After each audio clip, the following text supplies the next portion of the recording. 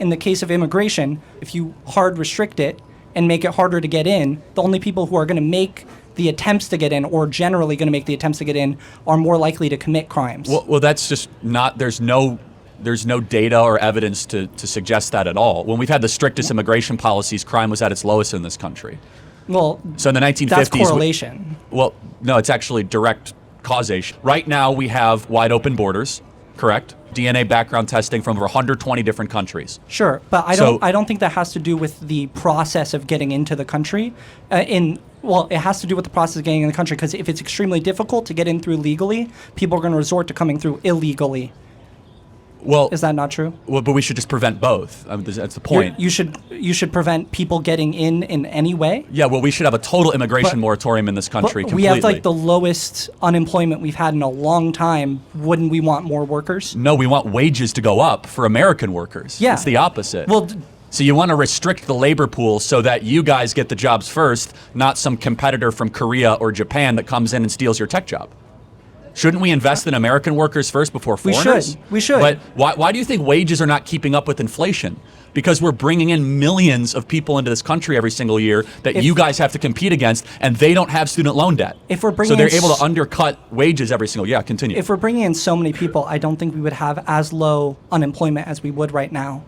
Would we? There's two types of unemployment. There's structural unemployment, and then there's specialized unemployment. Specialized unemployment is very, very high, which is about 8 to 9%, which is more computer science, data engineering. But we have millions of people that have entered the disabled roles too. So, but to your point, we do have millions of people coming into the, I mean, it's not even a question. But how many of those people you think that are coming in or would come in if we made it faster and more easy are going to be taking these high specialized tech jobs? Well, very few, but the point is that they undercut the muscular class, which is the very people that pay the biggest burden for all these policies. You said that the high unemployment is in specialized, not in general unemployment. Correct. So if general unemployment is so low, then why are we worried about people coming in taking the jobs of like the labor? Well, that's not the only reason why we're worried. We're worried because many of them are coming in illegally, and they're criminals, every single one of them. So they break our laws. I think you're proving my point here, though. But no, you're just making one sliver of economics, though. Numbers aside, how many of you guys have seen things get so expensive in the last year and a half? Okay, so that's just. I agree, but I think we have different reasons, because I see that major companies. Why are prices going up? I see major companies are owning different things like cereal brands. There's like 2 companies that own all cereal brands, and when they can increase the prices continually and say, hey, look, guys, it's inflation, when they're making record profits that they've never made before. If that's the case, then why are small businesses raising their prices? Small businesses are raising their prices because the products that they're getting in from these major 2-3 companies are Okay, so how does inflation work?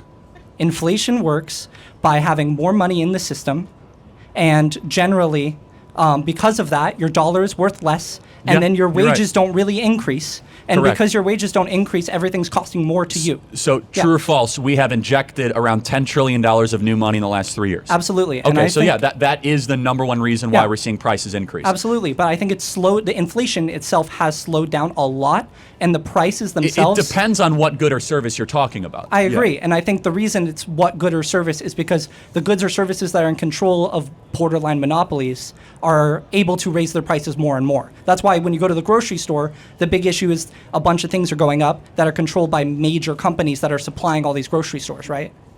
Yeah, but a lot of them have competitors, and so I mean, I can list 5 or 6 examples where there's robust competition and prices are still going up. But we have too many dollars chasing too few goods and services. That's the big problem. Our worker base isn't really churning as it should because we have such low unemployment, which is why I'm saying immigration should be easier to come in, because when your workers aren't moving through positions and stuff, wages aren't going to increase that often because you're more likely to get a wage increase by switching to another job that pays you more. Yeah, so wouldn't it make, if you want to get wages up, shouldn't you want to restrict the amount of workers in the workforce?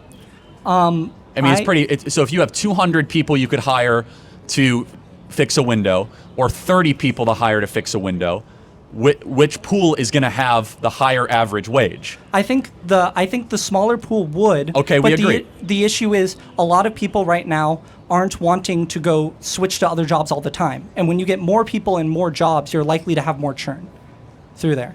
Okay, yeah, I don't think we disagree on that. Okay, cool. So that's why I'm saying. Yeah, but you don't have me convinced on the immigration issue, though. Okay, because if you restrict immigration across the board, then you have a prioritization and a lesser pool of competition for foreign-born American labor. Sure, but I think, am I wrong in saying your issue is that you have issues with specialized labor coming in and taking the positions of higher, paying Both. more specialized? Yeah, I mean, to be fair, it's specialized muscular class labor, which is conflated. Yeah. So there's advanced manufacturing too, which does not require a college degree, but can take 6 to 9 months of apprenticeship. Or for example, being an auto mechanic. That's not exactly being a coder, but that's tough work, right? Sure. Or even more simply, I just don't think that that's the majority of labor that is going to come in if we allow more people through. And it's not like a blanket, oh, we're letting everybody through. But right now I see my biggest issue with the right is that, like, why are we restricting more immigration other than like illegal immigration? But why are we not proposing ways to loosen immigration to fix that the jobs that aren't like that? Because there's like most jobs aren't generally in those classes. No, you're coming after this in good faith. My response would be, we need a national training program to get Americans properly trained before we try to import foreign labor to fill those positions. And that goes back to my college is a scam type postulation. So we have oversupplied the credentialing, which is 4-year college degree, and we've undersupplied the 6 to 9 month specialization vector. And because of that, we have massive job openings. I want to get to the next question. Thank you. Appreciate it.